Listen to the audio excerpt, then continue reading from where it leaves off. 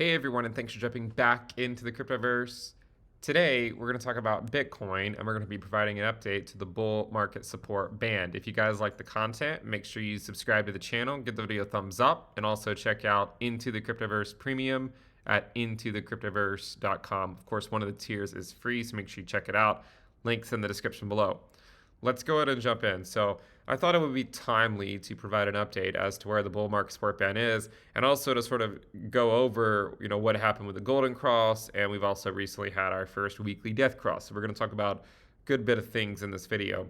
The bull market support band, you can see that it's actually turned back up to the upside, and it now ranges from around 19.2K up to around 20.6K.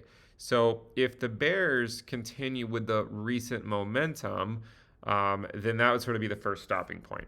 If you actually take a look at these weekly candles, these green candles, you can sort of see it started off small, right? A 3% move, then 22%, then 9, and then 5. So it started off, quiet, then it got really strong, but then that move slowly started to fade. And then 2 weeks ago, we had a 3% drop. And then last week was a 5% drop. So if the bears continue on with this momentum and you say get like another 5% drop or a 10% drop, then that's getting you to the bull market support band. Like that gets you there. And that's where the fight will actually occur to see if it can actually hold as support or not. Now, one of the things we talked about not too long ago was the golden cross on the daily time frame and the upcoming weekly death cross, which we actually just had this week. So this was the golden cross, and if you remember, what did we say about the golden cross?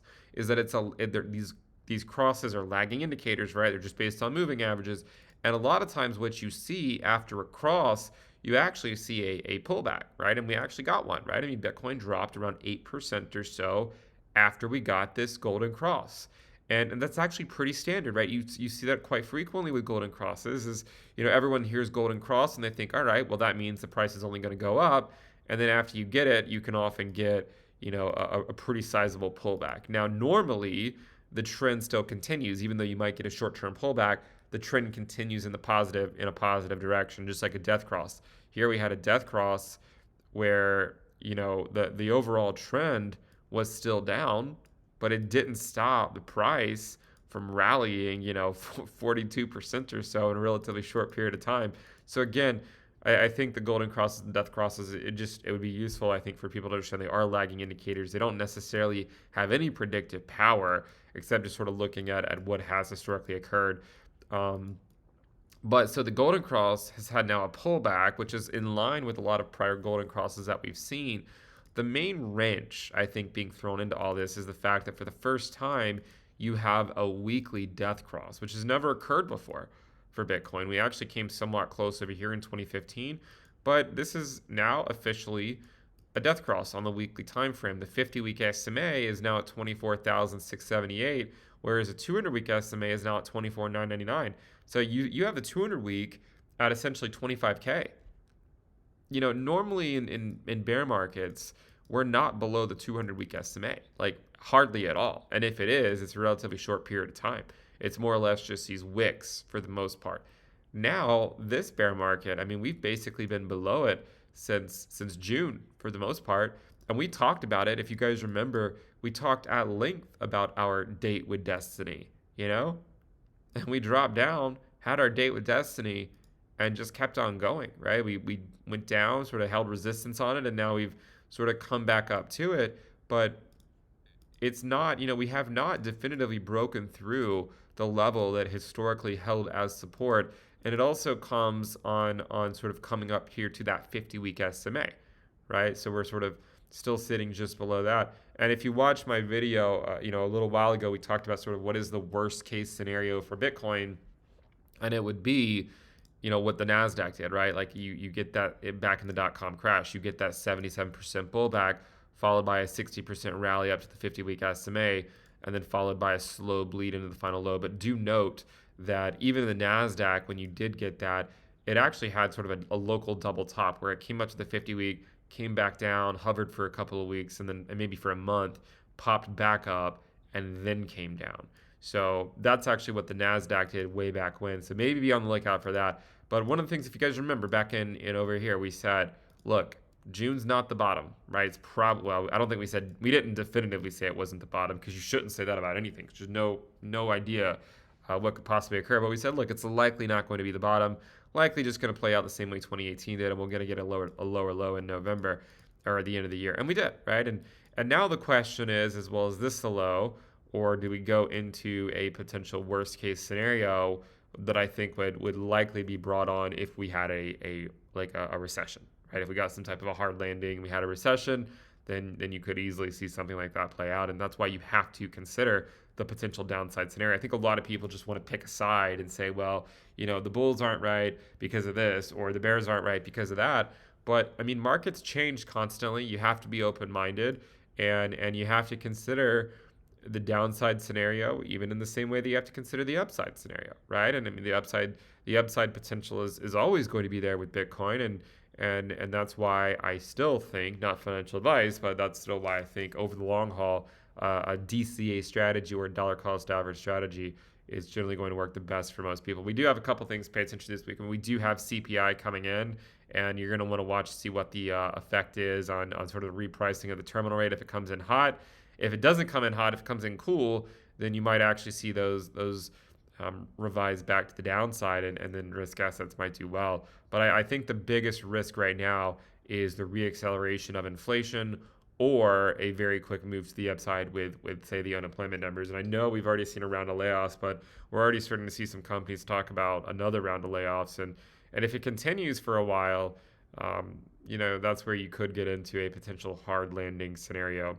But again, going back to sort of where we started the video off, you do have that bull market support band. If we do get a continued move to the downside by, just following the momentum that the bears have, then, that sort of that 19.2 to 20.6 is that range where I imagine the bulls would at least try to put up a fight. Okay.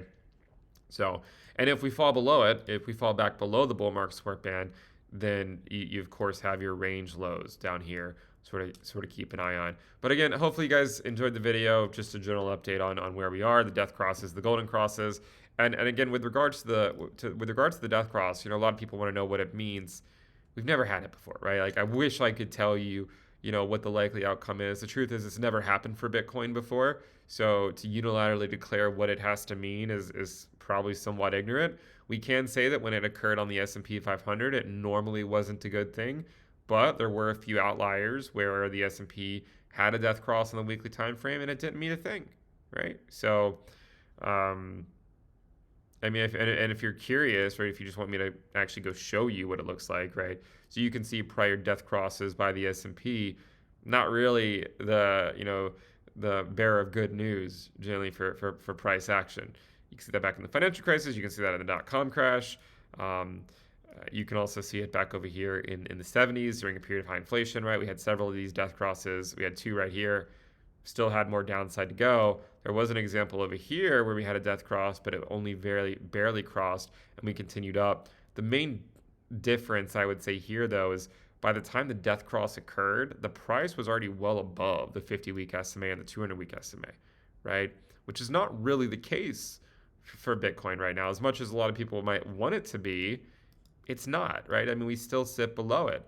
And so, the 50-week is likely just going to keep coming down.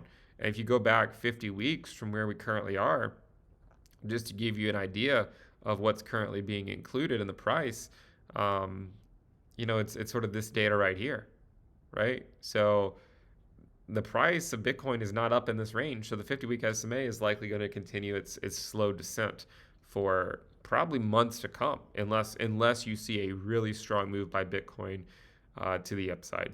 So I would certainly want to follow this move through, because it's going to tell us how Bitcoin's going to behave when you sort of see these longer